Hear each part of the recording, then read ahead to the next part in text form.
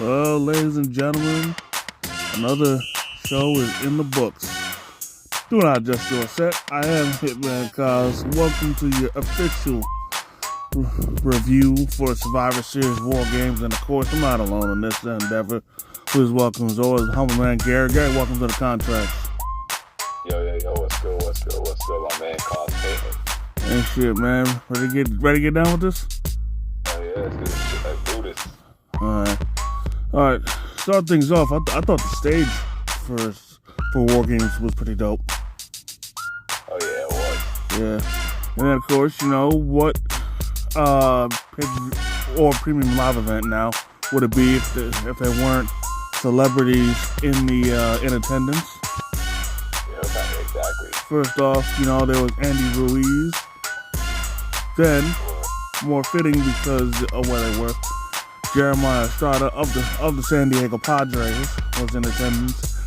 And then, more important, Lil Yachty was there.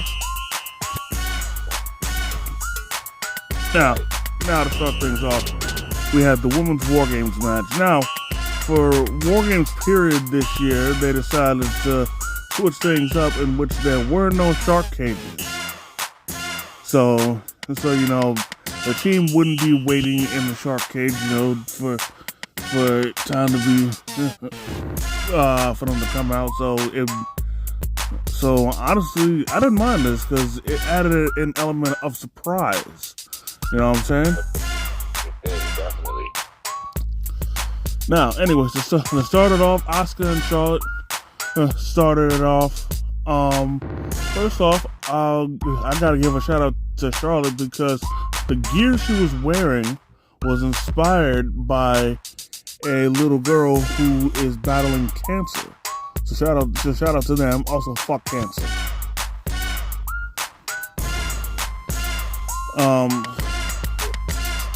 Not much goes on between Asuka and Charlotte. And out next comes Io Sky. She brings forth a trash can lid, and I couldn't help but notice that she tried to do a springboard clothesline, but she slipped a little. It is what it is. Then Becky Lynch came out, and she brought along a Singapore cane.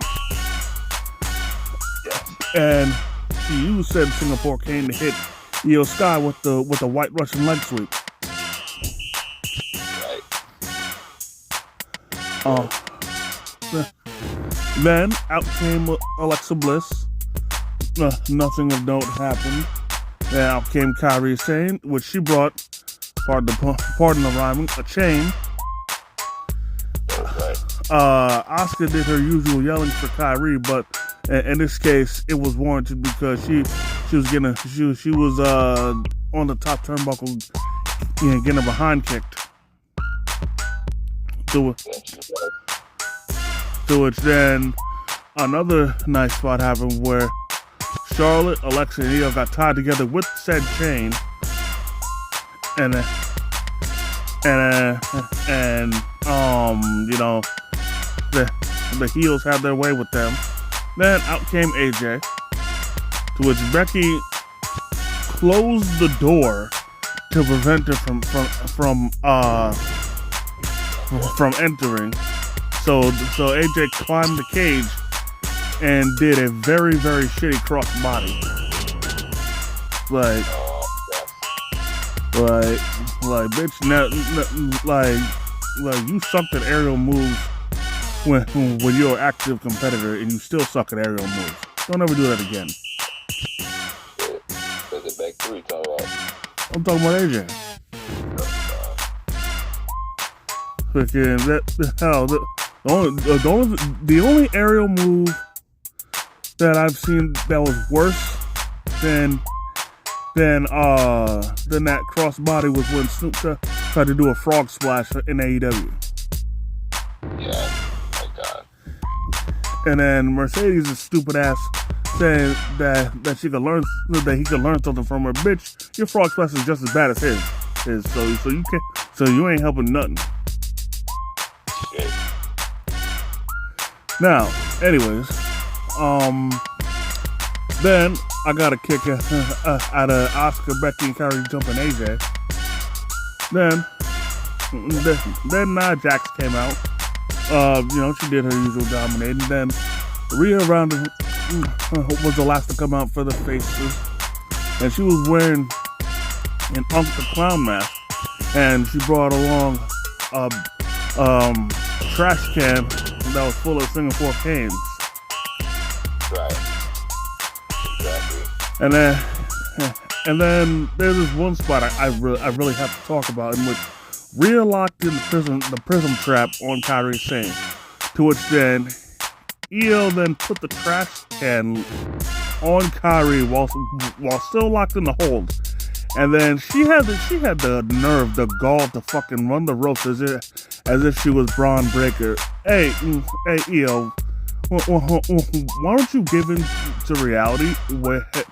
Take a wake up call, take a hint, take a clue, take a lifeline. You're not Braun. You ain't got the speed as him, and you never will. You ain't got the power as him, and you never will. No, don't ever do that. Don't ever do that spot again. That shit was so whack. Yeah, that's crazy. That match. Oh my god. Then we had a spot that made over for it, where Rhea, she attempted to go for a Hurricanrana, but Lash caught it, hit a power bomb, and then hit a bicycle kick or broke kick. Take your pick, but yeah. Right. Yeah, that match, the whole match is insane. Yeah, it was all right. And then of course, with Io Sky being in a War Games match, what War Games match would be complete without her putting on said trash can and diving from the top of the cage? Exactly. And she took out all the heels except for Becky Lynch.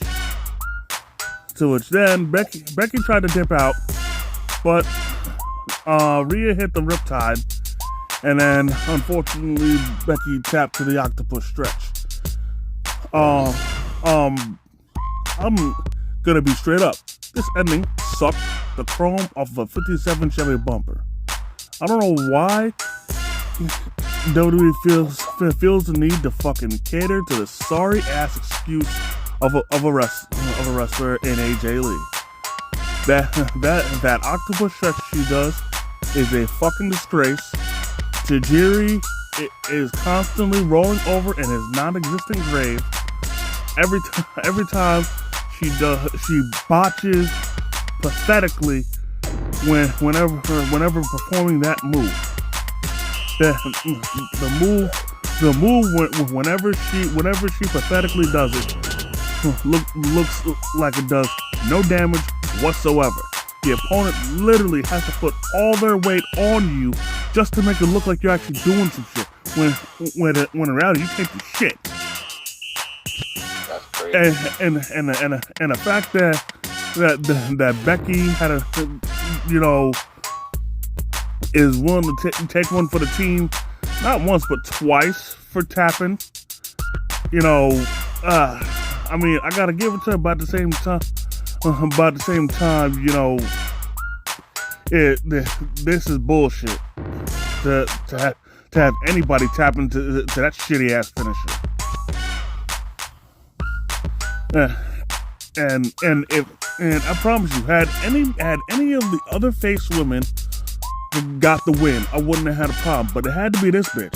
Fuck out of here.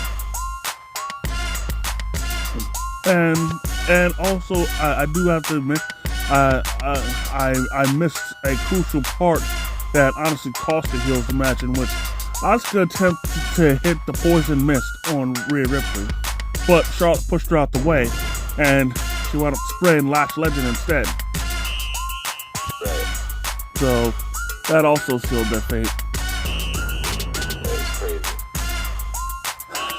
Moving on, we have Dominic Mysterio versus John Cena for the Intercontinental title. Now, first off, I know all of Cena's shirts, well, at least the ones in the States, are supposed to be a reference to like the sports the local sports team, and I know that that San Diego only, as of now, only has one team. But I have to say that shirt has to be the worst shirt out of all of the Last Time Was Now shirts. And again, I understand, it's for it's in the style of the Padres, but that shirt was fucking ugly, man. You guys could have easily salvaged that by making the shirt brown and the font being white or orange or something like that. Like honestly, for me, there's a reason why Cena normally when it came to his shirts weren't white, and that's why. Because the majority of them are usually ugly as fuck, man. Anyways, Dominic, as the hometown hero, he actually came out in a mask, and he did get a bit of a hero's welcome. Not to mention that Raquel Rodriguez and Roxanne Perez came out with him. Oh Then yeah. during the match, this match was very entertaining. During the match, Dom, first off, they did a spot similar to what happened with, I hate to bring this up, but what happened with Penta. And Penta, we're wishing you a speedy recovery, brother. You know what I'm saying? Right. But anyways, Dominic, he tried to go for a Hurricanrana, but Cena countered it into a powerbomb. Yes, sir. To which then Dom pretended that he was injured, and the ref was checking on him and everything. But then while the ref was distracted, Raquel hit Cena with the Tahana bomb, and then Roxanne hit Pop Rocks. To which then Dom then miraculously got up, hit the 619 and the frog splash. However, the ref wasn't letting him get off that easy, as he refused to count the pin. Right. Then at this point, I thought Dom was gonna lose, because after that, Roxanne and Raquel got ejected for what they pulled. Then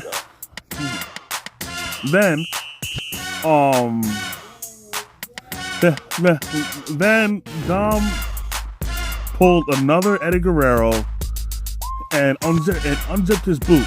To which then Cena tried to put Dom in the STF, to which, because his boot was unzipped, it allowed Dom to slip out and hit the 619 and the frog slash, but there was a kick out. Then Cena was about to hit his 5 moves of doom again, but when he tried to go for the shoulder tackle, Dominic ducked, and he wound up hitting the ref. Then while the ref was out, Finn and JD came, but their attack was thwarted because they tried to go for their finishers, in which Cena got his knees up to counter JD's moonsault, and then he got out the way to avoid Finn Balor's coup de grace. Then he hit Finn and JD with the attitude adjustment at the same time. But then Liv Morgan came out, marking her return after, I think, with shoulder surgery. And this, I'll admit, was clever, because first she attacked Dominic, to which then Cena got a kick out of it. But this was a trap, because she then jumped on Cena and hugged him. But if you were paying attention to her face, you could see that it was a ruse, because then once she got off him, she then low blowed Cena, and then this left him wide open. Dom hit the 619, and then Liv pops in upside his head with the IC title. Dom hit the frog splash, and Dominic is now a 2-time Intercontinental Champion.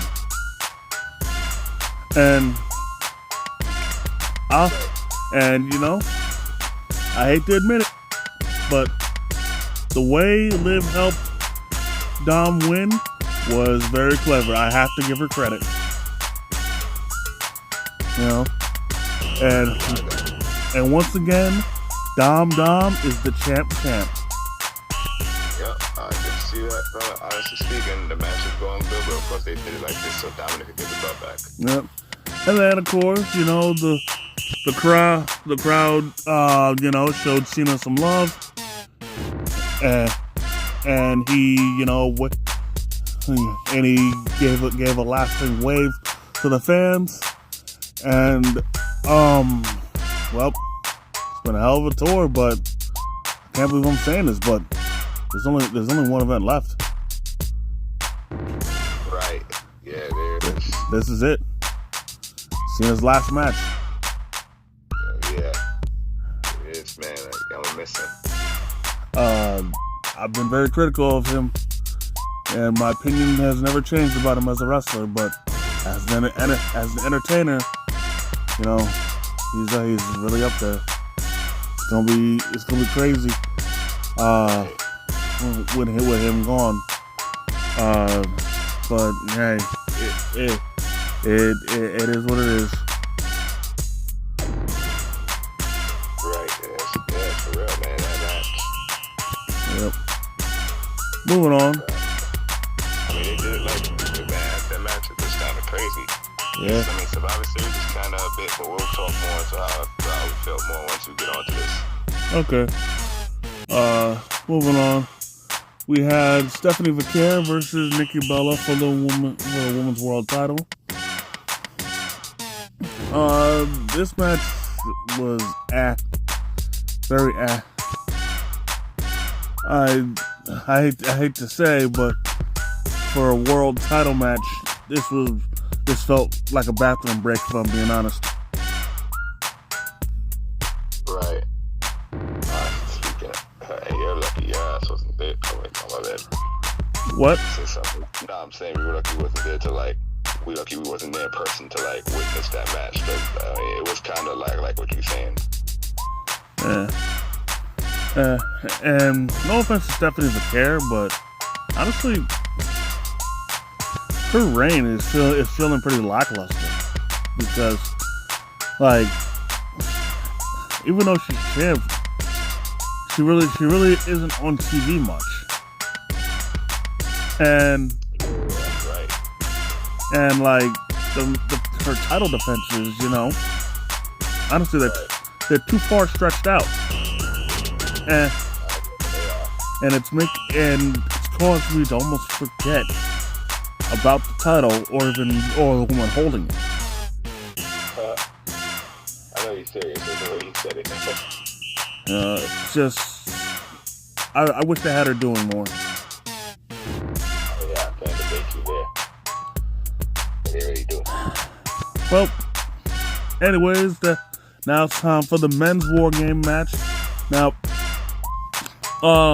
it started off with CM Punk and Braun Breaker. Now we have to give a big shout out to CM Punk, and honestly, I feel like an idiot for not catching on because I read what it said on Punk's jacket, but I didn't catch on until someone showed me the post. We got to give a big RIP to Larry. CM Punk and AJ Lee's dog passed away. He is in doggo heaven right now, roaming freely. Anyways, on to the match. Not much of note starts off the match. Then out comes Drew McIntyre, who was walking with a purpose. But then again, considering who the opponent was, I don't see why he wouldn't have been. And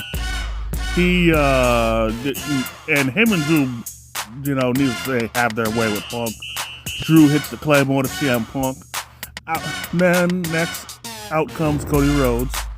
Drew pulls a Becky Lynch and tries to prevent Cody from entering the cage, to which Cody pulls in AJ Lee and climbs the cage, and he shows her how it's properly done, and and hits a expertly done cross body. Then he hits the Cody cutter on the Braun Breaker, but then I didn't see this coming. He actually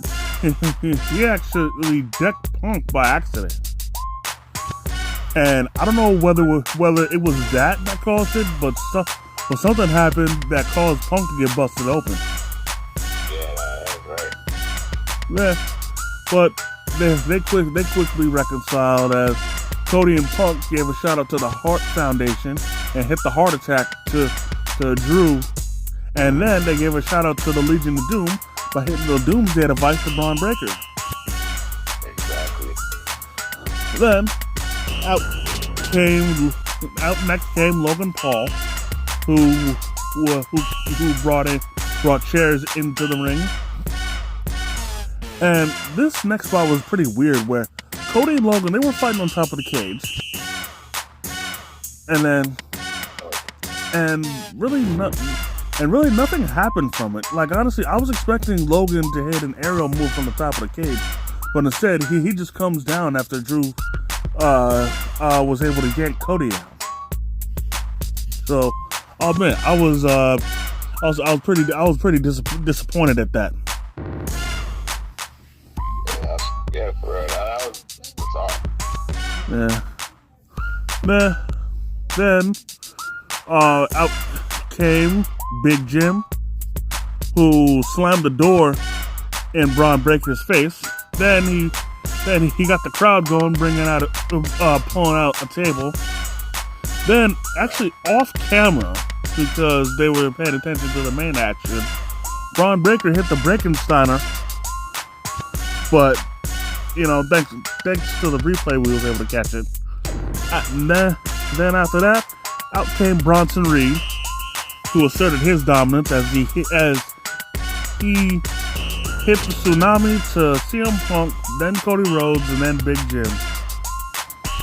And then out came Jey Uso, in which the Usos started doing that thing. They hit the 1D to Logan Paul, and oh my! Then this next thing I'm about to mention, the internet text chat warriors, keyboard warriors would not stop bitching, because once all the heels were down, Jay ran it back and started yeeting with the crowd. Look here, yo. All y'all bitches crying, all y'all bitches in the IWC that are constantly crying about Jay and the running it back. Keep fucking crying, cause I don't know if you noticed, every time he gets his yeet on, the crowd gets their yeet on with him, and y'all keep saying that people don't like it. No, newsflash, bitch, they do like it. Because, like I said, if they didn't, they wouldn't be rocking with him. Look back at that video. They were all yeeting with him. So keep on crying, and we gonna keep on yeeting.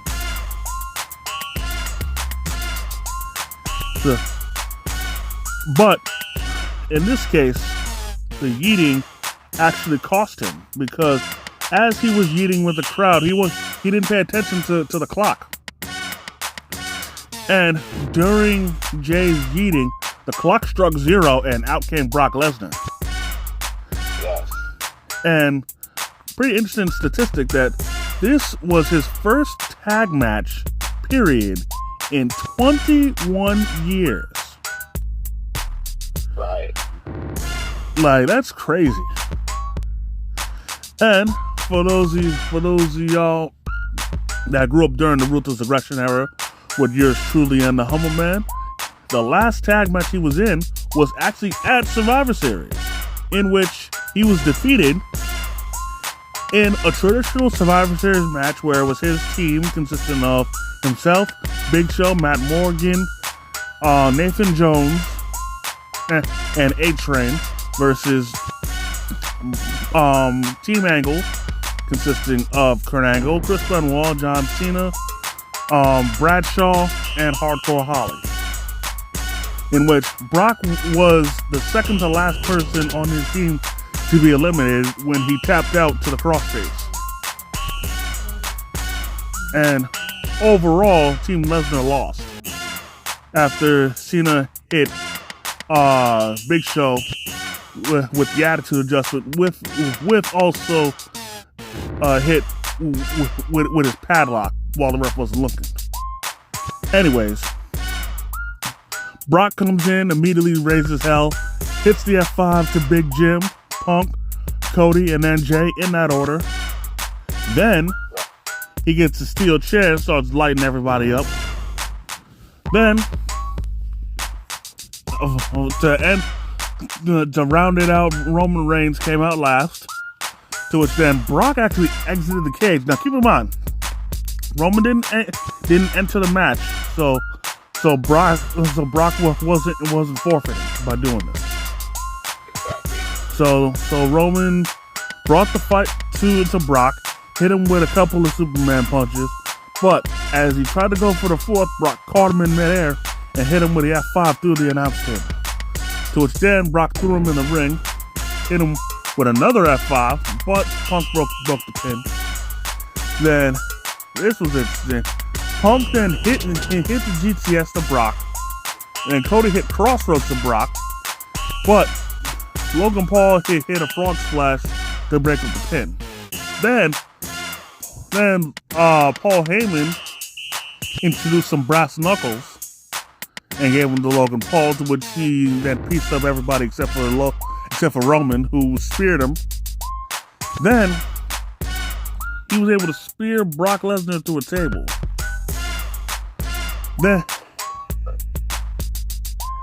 Then Braun Breaker speared Jimmy. Then he speared Jay. Then Drew low blows Cody off camera. And then, off camera. Then Breaker spears Cody. But then Punk, meanwhile, put Logan to sleep. However, Braun Breaker broke up the pin. But the moment everybody's talking about, and I'm talking about, you know what I'm talking about, a hooded figure, the person's identity completely concealed, entered the match and hit CM Punk with the curb stomp. And then Braun Breaker speared Punk, and the heels won.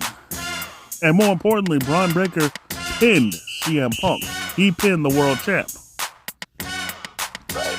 Now, before we get into that, I have to mention that after the match, and the heels left in victory, Roman, Punk, and Cody were standing in the ring. To which then Punk dapped up Cody.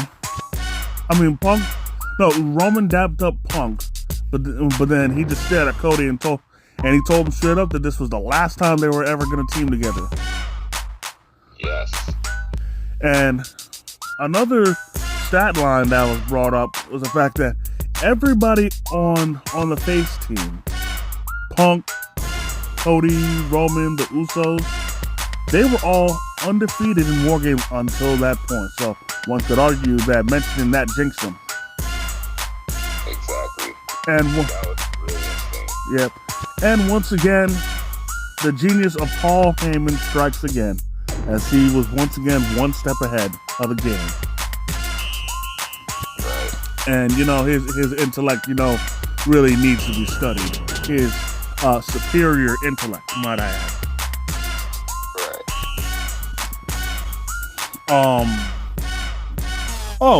And also on a side note, I gotta mention, correct me if I'm wrong, but last time Roman and the Usos were together in the ring, Roman said he'd want to see them till Christmas. Yes. So I guess he got over himself. Probably. Anyways, well, we moved from the review of one event to the predictions of another, in which we will now give our predictions for NXT Deadl1ne. Yes. Now, to start things off, we have Ricky Saints versus Obafemi for the NXT title. Oh, that's going to be another great-ass match. I like Ricky Saints. If he was to retain the title, no problem. I love my boy Obafemi. I want my boy Obafemi to get even more, but I don't think they're going to let him. Now, me personally, I'm with you on that, but honestly, I think that they're going to bring Oba to the main roster, so I think he's going to lose. But now also because of SmackDown, and I know you didn't watch it, but I have to spoil it because we're gonna sound like we're missing something if we don't. In which the winner of this match will face Cody Rhodes next week at Saturday night's main event. So that's gonna be a great match, Yep. Definitely. Moving on, we have the Men's Iron Survivor Challenge. Javon Evans, Leon Slater, Joe Hendry, Deion Lennox, and Miles Bourne. Now, as far as who should win this, in my opinion, as much as I love Dark State, Deion Lennox should not win this match. The reason why is because, they're champions. So, I feel if a champion is in that match, which actually they shouldn't be, they should not win because they already have a title. Right. Now, needless to say, Javon Evans should be winning this match. He's the hottest guy going into this match. He has the most momentum. He needs to win this match. He's constantly come so close to winning the NXT title on multiple occasions. I don't give a rat's ass about his age. He's ready. Give him that title match. And more importantly, give him the title. He's ready. Yeah. Then we have the Women's Iron Survivor Challenge.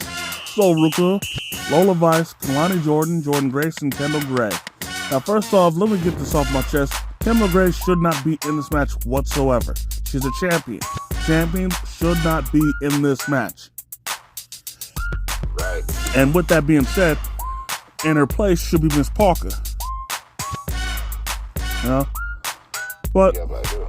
But with that being said, as far as who should win this match, honestly, similar to Javon Evans, Sol Ruka should win this. Because again, like her, she has the most momentum going into this match. Even though she hasn't, even though she lost a bit of steam because of her knee injury, she's still been able to keep things going. But also at the same time, I think they might give it to Kalani Jordan because of her heel turn.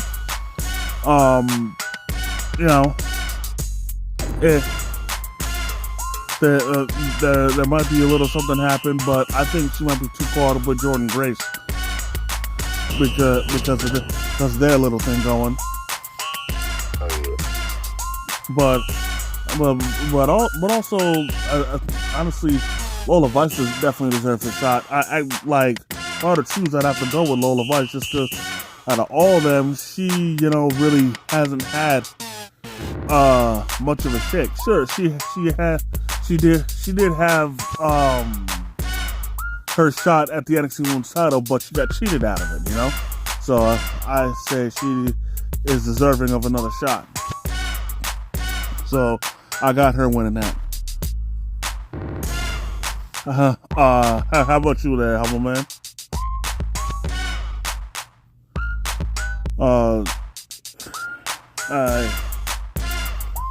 And actually, needless to say, even with Jordan Grace, this ain't even a knock against her. I definitely think this match is going to be high octane, very fast, a lot of quick offense to be had going around. You know what I'm saying? Now, who'd you say you got winning this? The Women's Iron Survivor Challenge. Who you got winning it?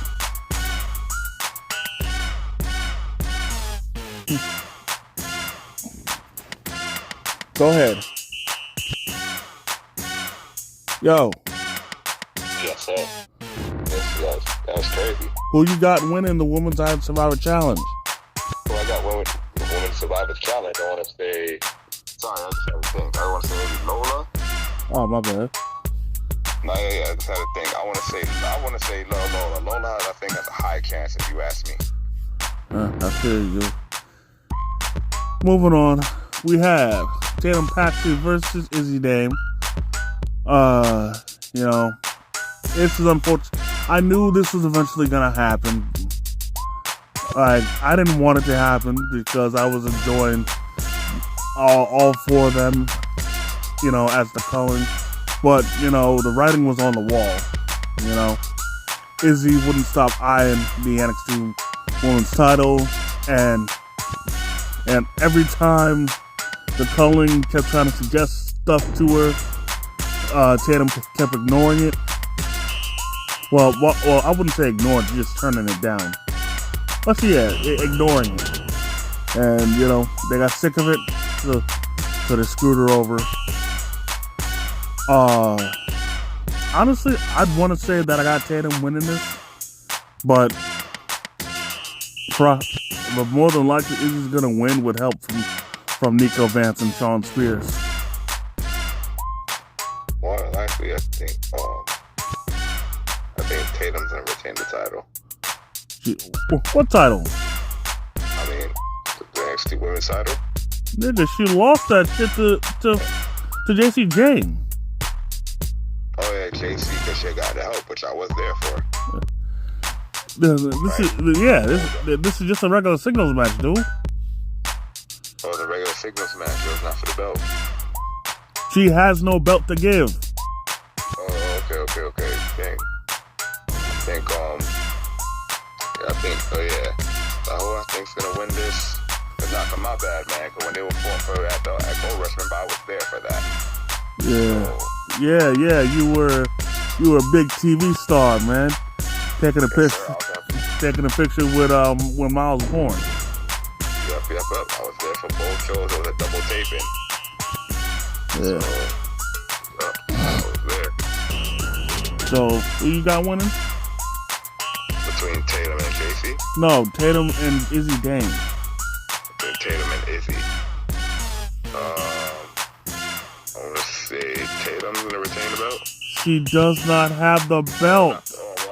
I want to say maybe Izzy. All right. And it's all good. And finally, we have Ethan Page versus Mr. Iguana for the NXT North American title. Honestly, needless to say, I want Ethan Page to win just because his reign has been great so far. So I say, let's keep it going. Yeah, I want him to retain that too, honestly speaking. And no offense to Mr. Iguana, but I feel he's more of a comedy wrestler, and he is just there to entertain the crowd rather than win titles. So he's gonna put up a great effort, but in the end, Ethan is gonna retain. Right. Now, before we get up out of here, there's a few things I'd like to get off my chest. First off, you crown eaters still don't fucking learn. Cause Jey Uso took to IG and he mentioned how y'all niggas won't stop poking him and shit. And in like a public setting, y'all walking up to him and poking him and shit like on some fucking weirdo shit, man. Yeah, what the hell? Look, y'all niggas don't know shit about boundaries, personal space, and I don't know how many times I gotta tell y'all fucking crown eaters. Man. Like y'all niggas are once again ruin it for all of us. Right. Then, back to Cena versus Dominic. There's a very, very interesting thing that I found out, in which the first wrestler to beat John Cena for a championship was Carlito. Then, the first wrestler to beat Cena for a world title was Edge. And then the final wrestler to beat Cena for a title was Dominic. And you know what all three of them have in common?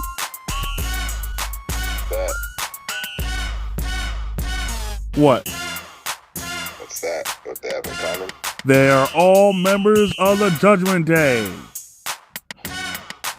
So once again, ladies and gentlemen, you have no choice.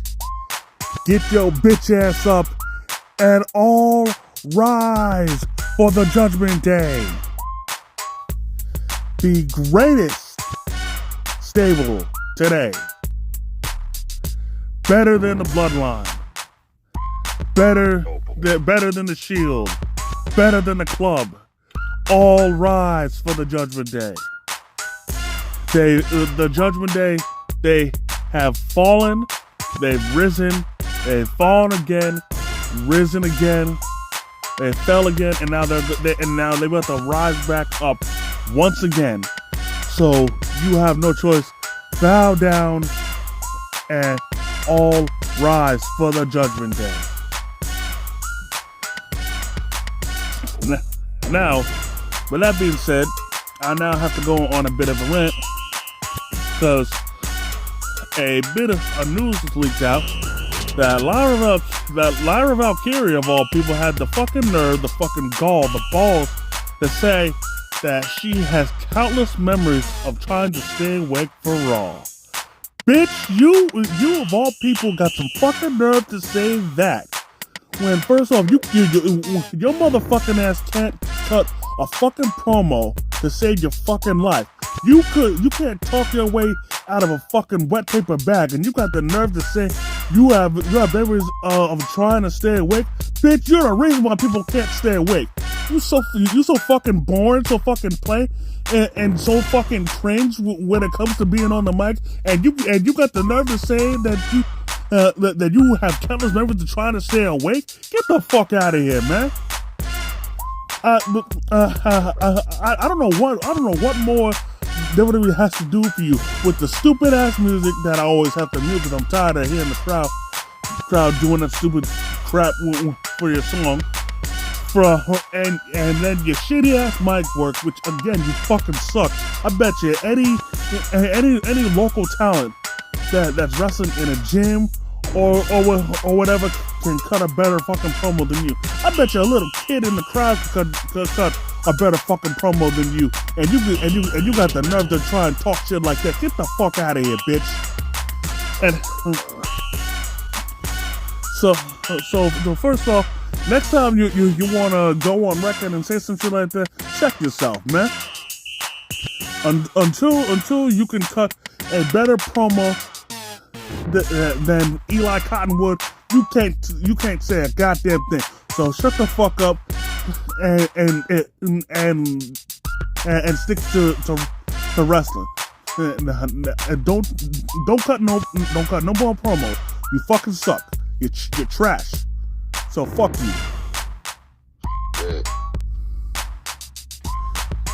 Then finally, this has to be the most ridiculous, one of the most ridiculous things I've seen, in that apparently a lawsuit is being filed, or has been filed, against John Cena and WWE over his theme.